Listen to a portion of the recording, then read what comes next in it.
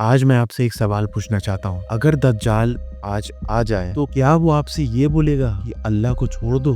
بالکل بھی نہیں، وہ اتنا سیدھا نہیں ہوگا۔ وہ بولے گا کہ بس انجوائے کرو، فری رہو اور جو بھی دل میں آئے وہ کرو، اور بنا آپ کو پتا چلے دھیرے دھیرے آپ کا ایمان ختم ہوتا جاتا ہے۔ ریسنٹلی پوری دنیا نے دیکھا اور آپ لوگوں نے بھی دیکھا ہوگا، I'm talking about Epstein files، ایسی فائل جس میں بہت سارے راز دفن ہیں، جہاں پہ بہت سارے پاورفل لوگوں نے ان کمزور بچوں کا استعمال کیا، اور جو ان سے اوپر ان کی سپر پاور تھی انہوں نے ان کو بچائے رکھا۔ اسلام نے ہمیں پہلے ہی وارن کر دیا تھا، رسول اللہ صلی اللہ تعالی علیہ وسلم نے فرمایا قیامت سے پہلے فتنہ ہوگا جس میں سچ کون بول رہا ہے جھوٹ کون بول رہا ہے کچھ بھی نہیں پتا چلے گا۔ اور یہ کیس کوئی ایک آدمی کی کہانی نہیں ہے، یہ پورے سسٹم کی کہانی ہے، جہاں پہ پاور، پیسہ اور پلیجر انصاف سے زیادہ امپورٹنٹ ہو جاتے ہیں، اور یہی سسٹم دجال کا سسٹم ہے۔ دجال تلوار لے کر نہیں آتا ہے، وہ ڈیزائر لے کر آتا ہے، اور سب سے پہلا اٹیک حیا پہ ہوتا ہے۔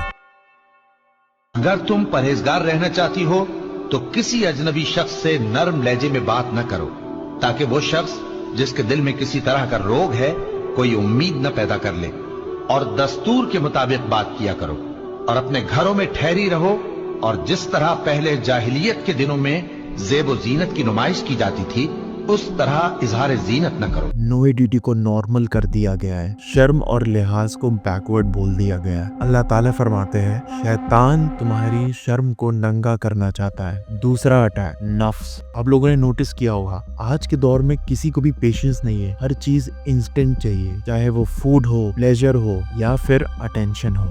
ڈسپلن بورنگ لگتا ہے اور صبر کرنا آؤٹ ڈیٹڈ لگتا ہے۔ تیسرا اٹیک ڈسٹریکشن۔ فون ہاتھ میں ہے لیکن قرآن پاک وہیں شیلف میں رکھی ہوئی ہے، دماغ بزی ہے، دل کہیں ہے، اور یہ تمہیں گناہ میں فورس نہیں کرتا ہے، تمہیں اللہ سے دور کر دیتا ہے۔ چوتھا اٹیک کنفیوژن۔ سچ اور جھوٹ کو اتنا زیادہ مکس کر دیا جاتا ہے کہ انسان ایک دم ایکسٹریم میں چلا جاتا ہے، یا پھر بنا علم کے ہر چیز مان لیتا ہے، اور اسلام دونوں چیزوں سے روکتا ہے۔ ٹھیک ہے ذیشان، اتنا تو سمجھ میں آیا، بٹ اس کا سولوشن کیا ہے؟ ہمارے نبی کریم صلی اللہ تعالی علیہ وسلم نے اس کا بیسٹ سولوشن دیا۔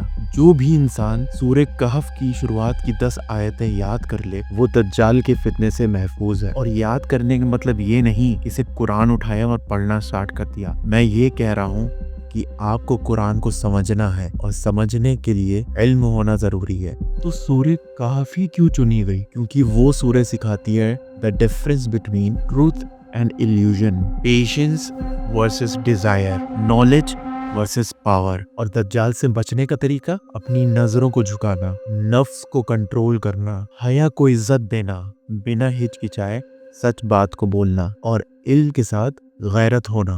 دجال تم سے کفر نہیں مانگے گا، وہ تم سے غفلت مانگے گا۔ اور یہ چیز یاد رکھنا، دجال کا سب سے بڑا جھوٹ یہ ہوگا کہ تمہیں لگے گا سب نارمل ہے تمہاری لائف میں، جبکہ سب سے زیادہ اب نارمل چیز یہ ہوگی کہ آپ کا اللہ سے کنیکشن دور ہو گیا ہے، اور یہ وقت پینک کرنے کا نہیں ہے، یہ وقت پریپریشن کرنے کا ہے۔ اگر ہم تیار نہیں ہوگے تو آگے آنے والی نسل اور بھی زیادہ فتنوں میں مبتلا ہوگی۔